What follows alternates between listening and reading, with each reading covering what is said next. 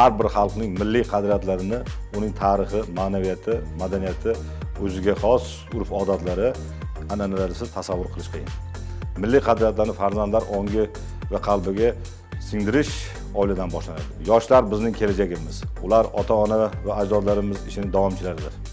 Bizning asosiy maqsadimiz milliy va ma'naviy qadriyatlar asosida komil insonni tarbiyalashdir. Dunyoda o'ziga xos qadriyatlari bo'lmagan millat yo'q. Milliy qadriyatlar millatning tarixi, uni yashash tarzi, ma'naviyati, madaniyati bilan uzviy bog'liq holda namoyon bo'ladi. Keyingi vaqtlarda mamlakatimizda milliy qadriyatga e'tibor kuchayadi va bu yurtga ehtirom, avlod ajdodlarimiz xotirasiga sadoqat, kattalarga hurmat, kichiklarga izzat, hayo, andisha kabi xususiyatlarni ustuvorligini yana namoyon qiladi. Jannat makon yurtimiz va dono xalqimizning yirik tarixi, betakror qadriyatlarimiz bardavom bo'lsin. Milliy qadriyatlarimiz, urf-odatlarimizni Navro'z bayrami misolidan ko'rish mumkin. Sababi tumanimizdagi 56 ta mahallaning o'zida aholimiz hashar usulida qilib turib, har bir qabristonlarni obodonlashtirish bilan shug'ullansa, turli xil milliy o'yinlarimizda yoshlarimiz o'zlarining mahoratlarini ko'rsatadilar.